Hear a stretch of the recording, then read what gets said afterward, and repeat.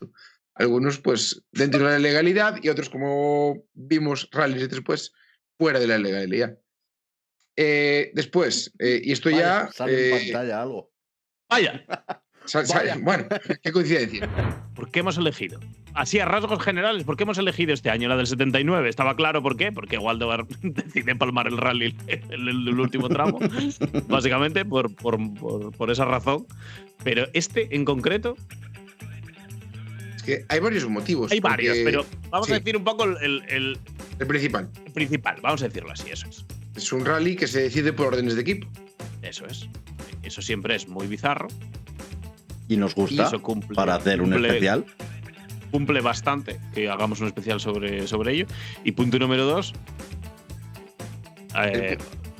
El punto número 2 para mí sería que en esta temporada 1995 se da un gran paso hacia el hecho de estandarizar los rallies, porque se toman ciertas medidas que aún las vemos hoy en día. Entonces, pues fue como un salto más allá para tratar de homogeneizar un poco el campeonato.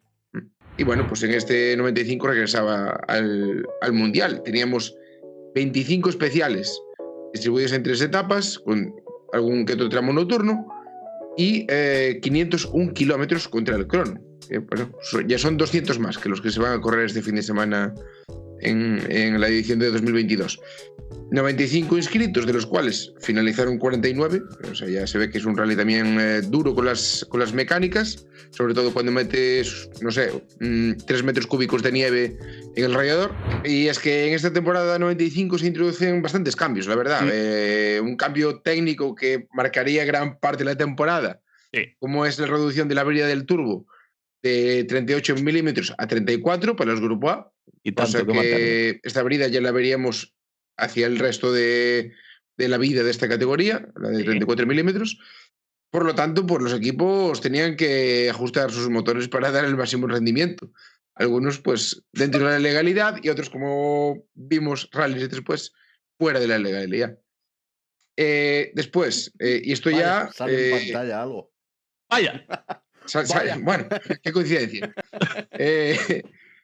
Solo se permite la asistencia en los lugares designados para ello, lo que hoy en día conocemos como parques de asistencia, ¿no? Sí.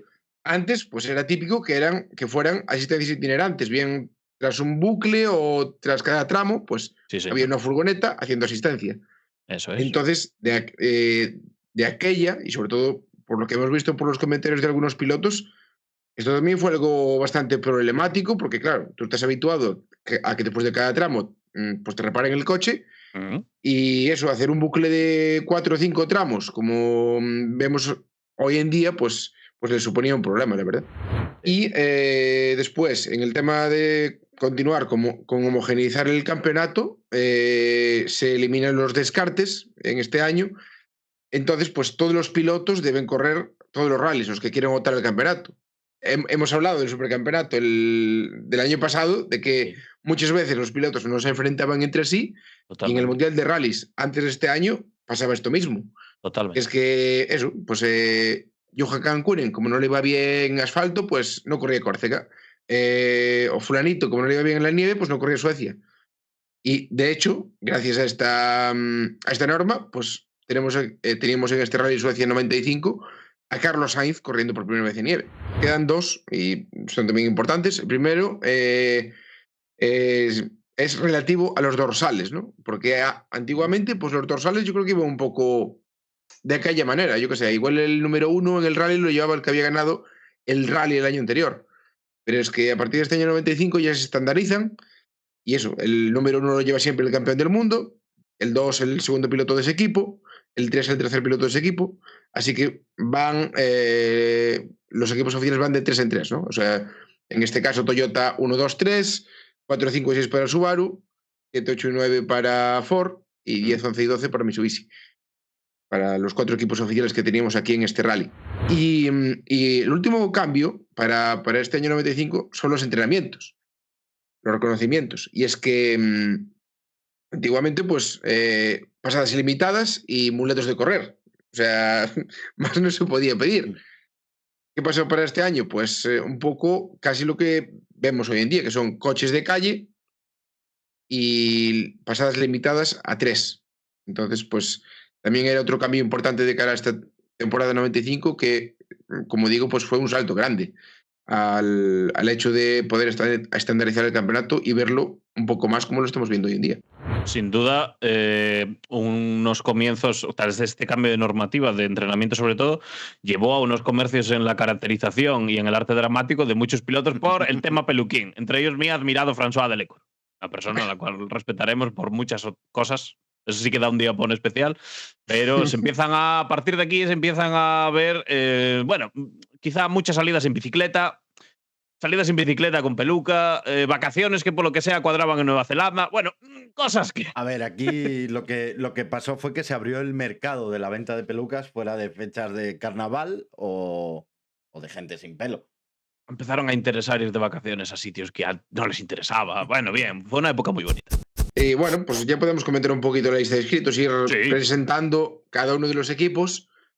Y es que vamos a empezar por el equipo del actual campeón. Y es que teníamos al equipo Toyota Castrol con el Celica ST205, que ya lleva media temporada en uso, que lo habían utilizado a partir del Rally de Finlandia del 94.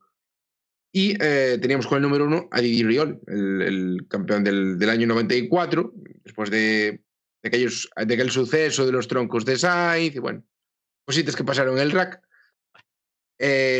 Como digo, Didier Riol con este número 1 y que llegaba del Rally Monte Carlo habiendo cosechado un 0.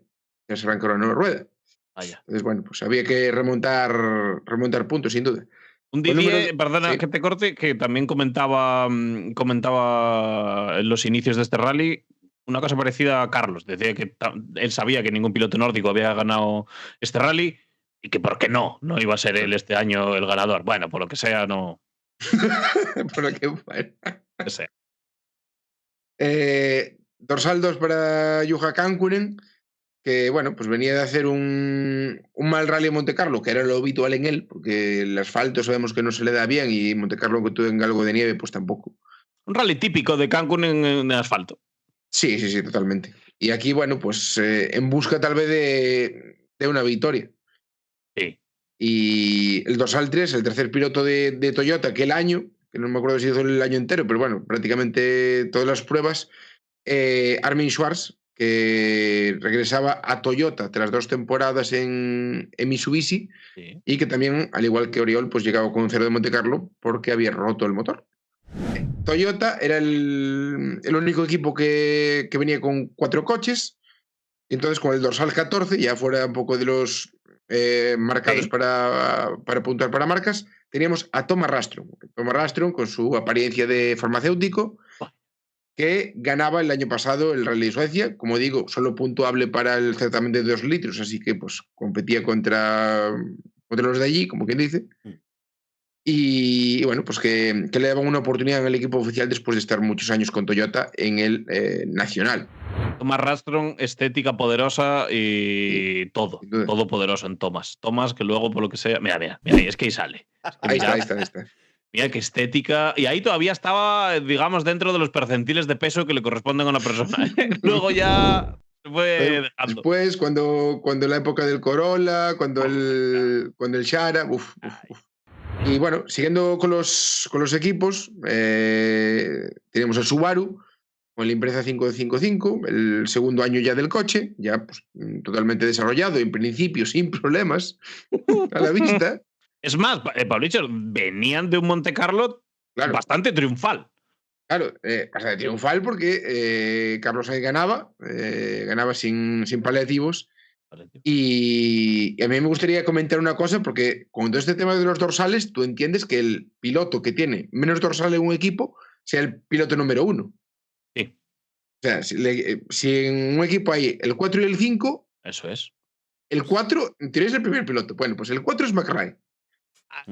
Por lo que sea. Es McRae. Funcionaba de otra Pero manera. Es que, por lo que sea, es McRae, habiendo quedado Sainz el año anterior su campeón y doblando en puntos casi a Colin. O sea. Ya nos lo vimos venir. Ya se olía la tostada de lo que podía pasar este año. O sea, imagínate a Alonso el año de McLaren con Hamilton, si le ponían Hamilton el 1 y Alonso el 2. Pues debutando Hamilton con el 1. Claro. por lo que sea, la gente empezó a sospechar cosas. Empezaron a pasar cosas ya desde Suecia. Que Colin, aparte, en Suecia pues se le daba bastante bien, ya había ido, ya tenía dos podios en Suecia, llegados al año 95, y Sainz que estaba en desventaja, obviamente, con el británico, porque era la primera vez que iba a correr en Suecia. Sí, señor. Entonces, pues sí que hizo muchísimos tests, y como comentaba Carlos, que le había dicho Oriol que estaría bien si estuviese a menos de 1 segundo por kilómetro. Pero es que, como veremos después, Carlos, la primera etapa la termina a solo 2 décimas por kilómetro, así que pues nada mal para el madrileño. Este rally eran 7 días de entrenamientos, quiero decir, la gente ve, bueno, ¿cuántos tramos eran? Creo que eran 24, si no me equivoco. 25. Claro, son 25 tramos a una pasada, o sea, hay que entrenar 25 tramos por 3 pasadas. Diferentes, claro, no es como ahora que tienes que entrenar 12, pero hay muchos que son a 2 y algunos a 3 pasadas. Continuando con el análisis de los equipos de la lista de inscritos, vamos con Ford. Es que Ford tenía muchas novedades, no en cuanto al coche, porque el Score Cosworth pues, ya estaba un poco en su decadencia, pero es que sí en la gestión del equipo, porque no era Ford Gran Bretaña, o sea, no era la marca matriz la que llevaba el equipo, sino que este año lo delegaron en el equipo Ras Sport, un equipo belga, pues eso, lleva muchísimos años llevando pues siempre Ford y algunas otras marcas al máximo nivel dentro de su nacional. Qué raro Ford haciendo cosas de estas, ¿no? Sí, es que fue donde empezó Ford un poco a delegar. Sí, estábamos con Ford, para que la gente se centre, es un poco parecido a lo que pasó, con lo que pasó Cronos Citroën, ¿no? El año de Sí, eso. Delegaron como digo, en el equipo belga Ras Sport. Sí que había gente de Ford metida en el equipo, gente británica, pero el jefe de equipo era un italiano. O sea, estamos hablando de marca británica, equipo belga, jefe de equipo italiano. Que era, ¿Qué podía salir mal? Todo, básicamente. El jefe de equipo era Vittorio Reisoli, que yo no lo conocía para nada, y lo busqué, y es el ex copiloto de Mauro Pregliasco en los años 80. Así que bueno, pues algo de idea de rallies tendría. Y como digo, este sería el único año en el que Rally Sport llevaría los Ford. Al siguiente año volverían un poco a Gran Bretaña y ahí ya se empezó a gestionar lo que conocemos como M Sport hoy en día. Y bueno, pues desde el año 97 hasta nuestros días ha llevado los Ford, ya haya sido de manera privada o con apoyo oficial. En este equipo pues había 3 pilotos, con el coche número 7, François Delecourt, que bueno, pues después de un 1994 traumático, porque para mí tenía que haber sido el año de Delecourt, el año en el que Delecourt consiguiese el campeonato del mundo, pero un accidente con un Ferrari F40 contra un ZX arruinaba cualquier... Es que parece un chiste, pero es anécdota. Parece chiste, pero es realidad. Sí. O sea, se estrella cuando estaba probando el F40 de un amigo contra un ZX que estaba entrenando un rally. Es todo de coña. Esto sí que es de coña. Vaya, he tenido un déjà vu. Y ahí se acaban las opciones de Delecourt de campeonato, porque es que el siguiente rally que corre ya es Finlandia, mitad de año y de aquella manera. Sí, nada. A partir de ahí fue todo un desastre. Sí, y además cambié de copiloto con Catherine François, que sería pues el único año que harían juntos, ya que Daniel Grataloup correría ese año con Marc Duez. Entonces, bueno, muy bien. 2-8 para Bruno Tiri, que ya hemos hablado que era su primer año en Suecia, y segundo año en el equipo Ford después de no haber hecho nada reseñable el año anterior. Cuidado con Bruno. De la gente que no le echemos la culpa a Bruno Tiri, has venido a mal canal, porque yo creo que ni Pablo Villar ni yo somos los máximos fans de Bruno Tiri a nivel general. Yo es que subí con él en un coche, entonces tengo que apoyarle siempre. Ahora siempre podría ser. Bruno Tiri el año anterior estaba en un equipo oficial de marca, o sea, no había excusas, quiero decir, y no hizo nada reseñable. Aquí empezó la temporada con un quinto en Monte Carlo, y mientras Delecourt hizo segundo. Pero es que buen resultado para empezar la temporada y quizás, pues eso, alimentar un poco las aspiraciones a un título, pero como ya vimos después, pues estaba muy lejos de todo eso. Muy lejos. Sí. Y el tercer piloto de Ford, otro especialista, que vamos a decir de Stig Blomqvist, que bueno, pues llevaba unos cuantos años haciendo participaciones esporádicas con Ford y con Skoda, y venía de ganar el campeonato sueco en el 94. Así que bueno, a pesar de ya rozar los 50 años de edad en aquella época, Blomqvist seguía en forma, así Sí, que pues la todo verdad se que podía sí. esperar. Sí, sí. En cuanto a especialistas, yo creo que las apuestas más fuertes fueron las de Subaru y las de Mitsubishi. O sea, yo creo que, sobre todo Mitsubishi, Sí. fue A ver, el que a ver, Mitsubishi es que ya tenía los pilotos especialistas en su equipo. en su propio equipo. O sea, no tenía eso que es. contratar a nadie. Eso es, a eso me refiero. Porque, Sí, sí. y aunque solo iban con 2 pilotos, ya veríamos después que fueron suficientes. Sí, la No verdad. hacía falta llevar a 3. Ya hubo bastante con que fueran 2. Menos mal que fueron 2. Menos mal que fueron 2.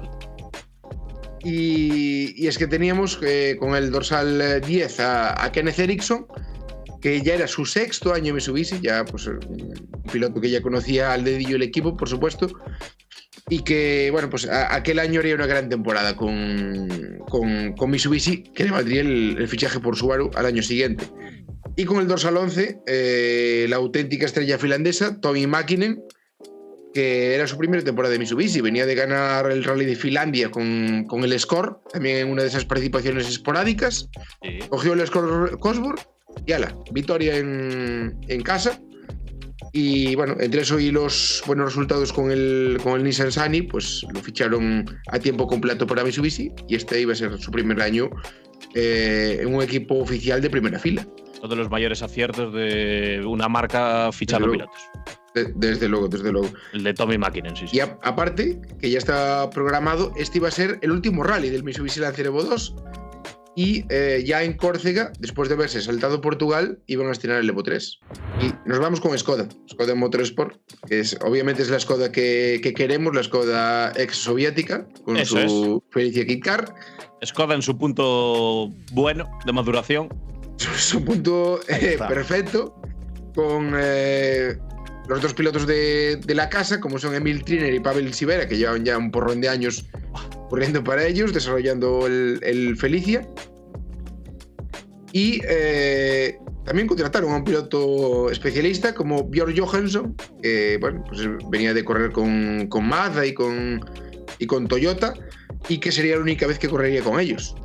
Ya os hemos situado un poco cómo venía cada equipo, quién venía a correr aquí, y ya yo creo que estamos preparados para empezar un poco, después de casi 40 minutos, a ver qué pasó en el Rally de Suecia. Un Rally de Suecia que tiene cositas, sorpresitas, dramazo padre, y tiene muchas cosas interesantes. Y un poquito de todo, porque es que ya antes del rally ya empezamos con lloros. Y es que Toyota, en última instancia, cambia su proveedor de neumáticos. Hay que decir que de aquellas, pues no estamos obligados a tener un mismo proveedor de neumáticos todo el año.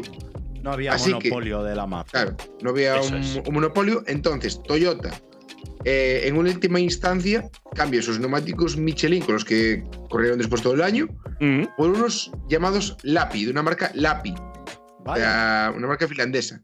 Es que son unas ruedas de panadero del demonio. Sí, por ruedas, pero eso parece una tapa de alcantarilla. Es que, mira, qué buena foto esa, señor. Es que buen trabajo el vuestro. Porque esa foto se ve perfectamente. Ahora hay que decir que en cuanto a tamaño, pues tienen que ser un pelín más anchas. Sí, Ya no valen estas ruedas de bicicleta, de eso desde luego. Es que… ¿Qué pasó? A ver, por compararlas con otra, voy a poner para que vea la gente lo que es una rueda de nieve. Yo creo que en esta se puede apreciar. Es estrecha, pero no tanto. Sí se aprecia, Jorge. Sí. Se aprecia perfectamente que las otras son bastante más estrechas. Claro. Claro, pero Pavlichor, esto no es el único problema que hubo con los neumáticos, porque como tú bien decías, Toyota decía equipar estos neumáticos, pero por supuesto Subaru también quería lo suyo. Claro, Subaru, los pilotos de Subaru, sobre todo McRae y Sainz, querían también probar esa marca de neumáticos y llevarlos en el rally, pero ante la petición, Italia pues hemos topado.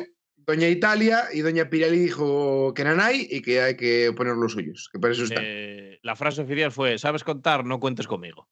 como vea una rueda de esas del granjero puesta en el Subaru, te retiro pues todos los millones y empiezo a destapar 17 ilegalidades del Subaru. Y efectivamente, las ruedas que llevaron eran más anchas. Eran Pirelli.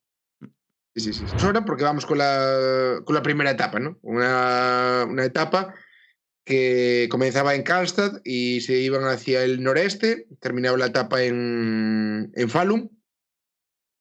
Y bueno, pues 8 tramos, los últimos ya de noche. Y era un rally que empezaba, como era habitual en aquellas épocas, con el lago helado de Karlstad. No sé si tienes por ahí la foto, Jorge. Sí. Que teníamos a Thomas Rastron ahí trazando ese primer tramo.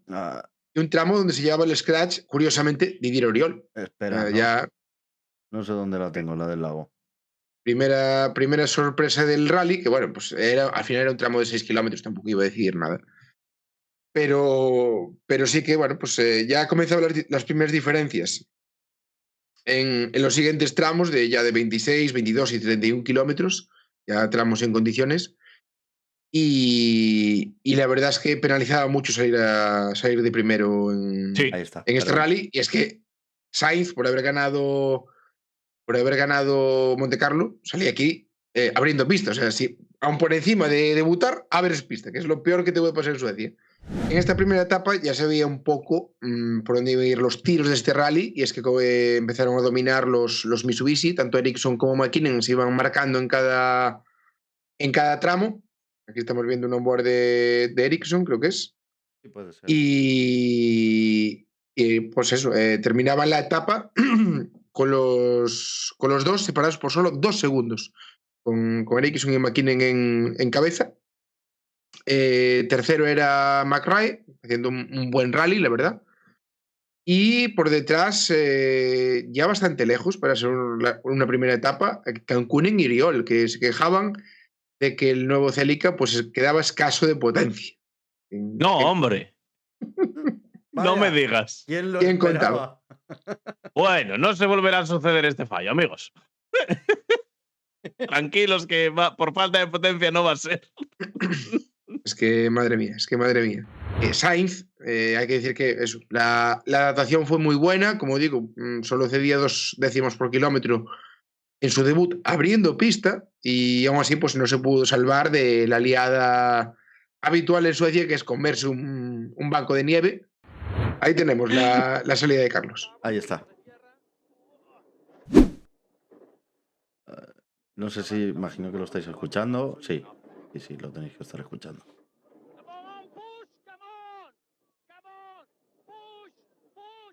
Drama absoluto.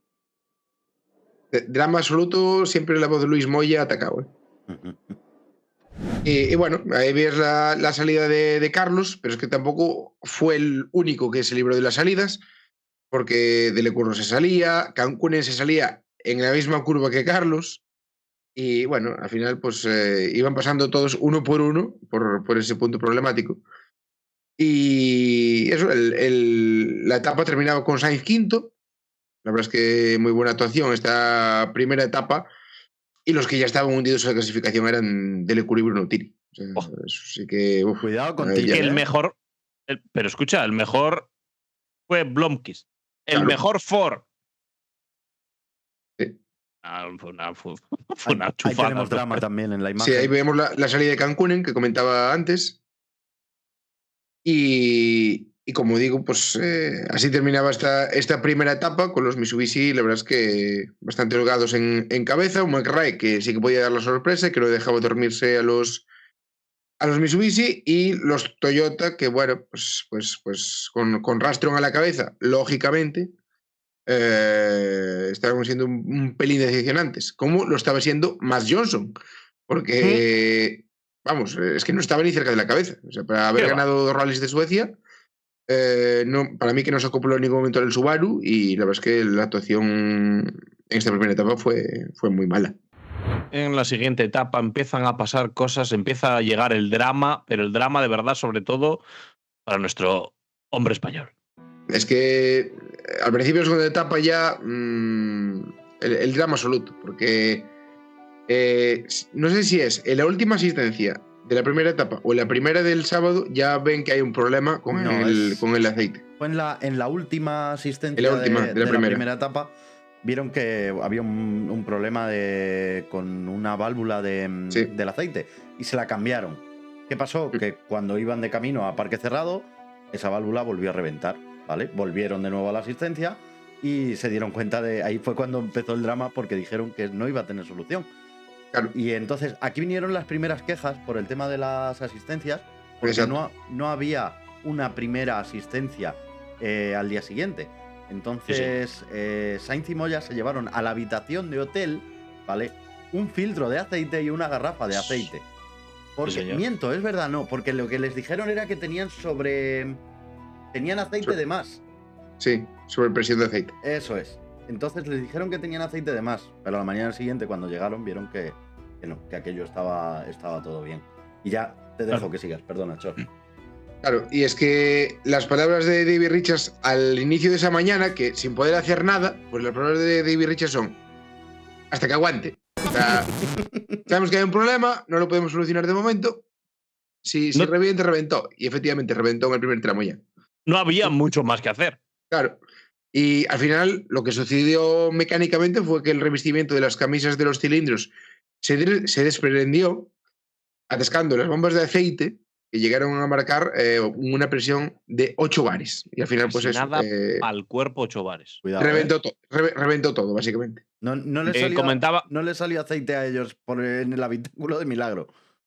Comentaba Carlos, claro, hasta saber ya más específicamente la avería, que eso ya se vio cuando se abrió. Claro, Carlos comentaba que tenía un problema de aceite, que tenía un problema sobre todo en el filtro de aceite, y que al final ya le había reventado completamente el filtro y que ya no había absolutamente nada que hacer. Claro, oye, al final es lo que ves un poco in situ, ¿no? En tramo, pero aquí se acababa el rally de Carlos. Ya os decimos que tampoco le fue mucho mejor el rally a Subaru en general. Mira, dice Packer 9, dice 8 bares, lo que es una noche normal. Muy bien, Packer. Me gusta. Bien. Básicamente me gusta esa unidad tuya de medida. Después del abandono de Sainz, que pues, ya no tenía solución ese problema, le llegaba un poco lo mismo de Leclerc, que eso estaba haciendo un rally, la verdad es que discreto. Sí, siendo benévolo, discreto. Sí, discreto. Y lo mejor que le pudo pasar fue romper motor en ese rally. Vale. Porque a veces, pues, un poco más de lo mismo. Al final, pues, Ericsson y McKinnon, que se seguían batiendo el cobre, y un McKinnon que comentaba en la asistencia que había ligeras diferencias en la puesta a punto de los coches, porque él no llevaba barra estabilizadora delantera y Ericsson llevaba una pequeña. Entonces, bueno, pues que se quejaba un poco de que su vehículo subiraba un pelín más que el de Ericsson a la entrada de las curvas, pero que en esa asistencia intermedia de la etapa, pues la subsanaron, ¿no? Aunque McKinnon contraatacaba, llegaba a solo un segundo de Ericsson al final de esta etapa. Un segundo al final de la etapa 2. Es que yo me pongo en el pellejo del jefe de equipo y hostia, macho, que se te tiene que pasar por la cabeza principalmente que no va a acabar ninguno. ¿Por antecedentes? Podría ser. Sí, podría ser una de ellas, sin duda ninguno. Yo es que antes de ir con lo que estaba pasando en Subaru, que también era bastante... No había muchísimo drama, pero sí hubo cositas. Hay un detalle que nos ha marcado aquí Pabrichor y que es muy interesante, porque yo, por ejemplo, no me acordaba. Mira que estoy viendo resúmenes de tal, pero de esto no me acordaba para nada, que es el cambio de electrónica de los Celica para conseguir un mejor aprovechamiento de la potencia de la que se quejaban en la etapa anterior. Claro. Quiero decir, aquí ya empezamos con cosas.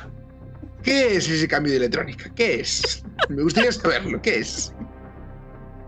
¿Es un cambio de electrónica así que abre? Nos estamos refiriendo a cambio de electrónica en, bueno, básicamente la trampada que hicieron durante todo el año. bueno, indicios. Pasaron cosas a partir de Suecia. Es que ves el Celica aquí en este rally o incluso hasta en Monte Carlo, lo que duró Oriol mayormente. Y es que el coche es que no se parece en nada, el andar. Es que luego ves un vídeo de Cataluña y es que parece un coche rallycross. A ver, porque es Cataluña, el cambio de electrónica fue los ingenieros en una tabla de Excel, porque ya había Excel en el 95, y dijeron, mira, si en vez de 34 ponemos 38, mira cómo se dispara esto. Y los ingenieros mirando la pantalla, y ese fue el cambio en la electrónica. Magnífico. Nada, Toyota, equipo magnífico, eso vamos de siempre. Siempre respetado. Aquí todo lo que tenga que ver con trampas, mierda, todas estas cosas, perfecto. Para mí el deporte es eso. Los valores del deporte, y aquí yo no los comparto. Antes comentabas lo de McRae, que la primera etapa hizo un buen rally, pero Pablichor, ya dijimos en el previo que no estaba muy contento con los neumáticos en general, con Pirelli en general, y para más Inre se equivoca él en la monta de neumáticos. Claro, para más Inre se equivoca, le supera a Rastron en la pelea por esa tercera posición y bueno, pues además de llorar por los neumáticos, también llora por el tema de la asistencia, que es unas declaraciones que he visto en un Remember que han hecho también en Deerfish. Decía McRae que era un sinsentido ver a los mecánicos de brazos cruzados todo el día esperando que llegases a la asistencia cuando podían ir detrás tuya, como antiguamente se hacía. Claro. A ver, poniéndonos en aquel año y de dónde veníamos y tal, claro, lo entiendo, tiene cierta lógica. Ahora mismo lo vemos como algo muy normal. Claro, es que es lo que digo yo, que la gente se ponga en perspectiva, que no lo vemos muy normal, pero es que de aquella decías, joder, están allí los camiones y los mecánicos quietos 4 horas esperando que vayamos con el coche. Es que no tiene sentido. Claro, pues, haciéndolo todo a prisa, todo corriendo. Toda prisa, claro. Claro, joder, así luego, pues bueno, ya. Oye, tenía cierta razón. Sí. Estábamos hablando de McRae, que se había quejado de muchas cosas, entre ellos las ruedas, y encima se equivocó en la elección de las ruedas en la etapa 2. Le superaba a Thomas Rastron y, como no tenía bastante sobre lo que quejarse, también se quejaba del tema de las asistencias, que cambiaba este año, y decía que no veía muy normal tener a los mecánicos ahí parados todo el día. Ahí quedamos. Sí.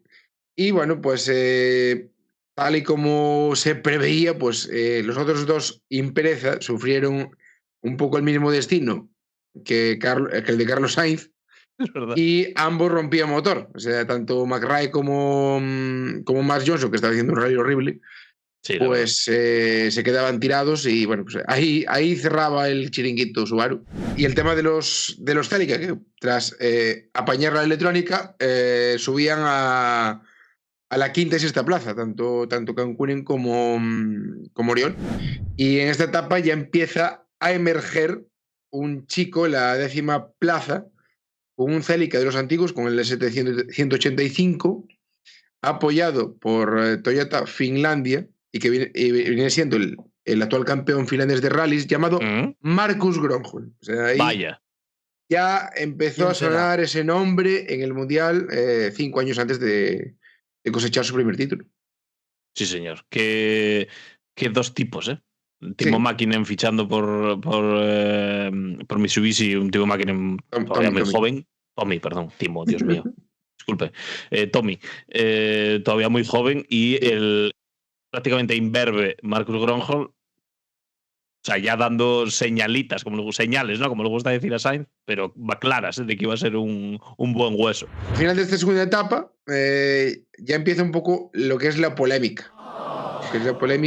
Porque aquí viene. No se supo hasta el final de la tercera etapa, hasta el final del rally, sí, pero al final de esta segunda ya habían decidido que, viendo que el piloto que iba líder, en este caso Ericsson, por un segundo, iba a abrir pista al día siguiente y que se preveía una gran tormenta de nieve, muchísima nieve blanda, que haría, pues eso, perder muchísimos segundos al piloto sueco, el jefe de equipo Andrew Cowan decide que el que esté primero en la clasificación, al final de la segunda etapa, gana el rally. Bien. Esas son un poco las órdenes. ¿Cuál es el problema? Que esto lo dices a toro pasado, cuando ya no hay nada que hacer. Es decir, Dices, bueno, a partir de ahora cortamos órdenes de equipo. Eso nunca está bien. Yo qué sé, las órdenes de equipo las puedes decir un poquito antes para que puedan luchar entre sí. Claro. Es un poco lo que no quiere un jefe de equipo, que luchen. Claro, vamos a ver, por centrar un poco la pelota. O sea, empezamos la etapa 3 y como tú bien dices, el jefe que era Andrew Cowan, a ver si opinas lo mismo que yo, creo que no tenía ni pajolera idea de lo que hacer. Era complicado porque yo creo que. Y le entiendo. Mitsubishi, ni en sus mejores sueños, pensaba que podían estar sus coches primero o segundo de un rally. O sea, porque estamos hablando del Mitsubishi Lancer, que en sus primeras evoluciones, que fue. A ver, no voy a decir que fuera un desastre, pues que obviamente había muchos problemas que corregir. Y aquí un poco pues se alinearon los astros y con dos grandísimos pilotos, pues estaban en primero y segundo de un rally grande como Suecia. Claro, el tema es que lo que tú muy bien explicaste es que al bueno de Ericsson le tocaba el pista, ¿vale? Entonces, lógicamente, de esto se benefició McKinnon, que acabó en el momento en el que dieron las órdenes de equipo, corrígeme si me equivoco, pero tenía una ventaja importante. O sea, no me acuerdo, pero que tenía un minuto, no era un minuto. Medio minuto, bueno, 40 y tantos segundos, creo que sí. Vale, sí. Bien. Y en este momento es cuando dicen, oigan, vamos a ver, ¿cómo os lo explico? El día anterior ha acabado primero Kenneth Ericsson y va a ganar Kenneth Ericsson. Pero vamos a ver. Pero, claro, a ver, ¿cómo cojones comunicas esto ahora? Fue un poco. A todo lo pasado, como dice Pablito. Sí, pero vamos, que por si alguien no lo entendió muy bien, es que iba McKinnon ya líder, pero líder en plan, bueno, esto está más o menos. Claro. Hechito. Tenía toda la lógica del mundo, precisamente por lo que tú dices, y un McKinnon que, como bien me apuntas aquí, lo aceptó con total deportividad. Cosa que es entendible, ¿no? Acaba de llegar al equipo, bueno, claro. Kenneth lleva más tiempo, todavía muy joven, bueno, yo creo que lo entendió bastante bien. Quien no lo entendió tan bien fueron nuestros admirados y respetados aficionados nórdicos. Bueno, es que, claro, McKinnon llegó al último tramo, tenía que palmar, pues eso, 30-40 segundos para darle la victoria a Kenneth Ericsson, y está el vídeo ahí, en este resumen, es que cuando McKinnon se para, pues se escucha una mezcla de abucheos y de aplausos. O sea, es como. Sí, ¿está antes o después de por dónde vamos? Vale. Puedes ponerlo así con sonido. Ahí está. Ahí se escucha. Se para. Y parado. Y se acabó. Y pasaron cosas. Fue un poco lo que pasó en esta rally de Suecia. Y efectivamente, ahí estuvo un poco la historia de la victoria de este rally, que bueno, pues obviamente Ericsson, pues contento por haber ganado, pero es que al final se habló más de estas órdenes de equipo que de la victoria en sí. Y es que, aparte, no había ningún relaciones públicas de Mitsubishi y Japón en el rally, o sea, se habían, como que dice, desentendido del equipo en este rally, y qué buen momento para hacerlo, en el que hacen un doblete. Unos años después de la última victoria, que era con el Galant, era la primera victoria del Mitsubishi Lancer, que es el modelo que llevaban a las carreteras en aquel momento, el que había en los concesionarios, y no había nadie de Mitsubishi Japón.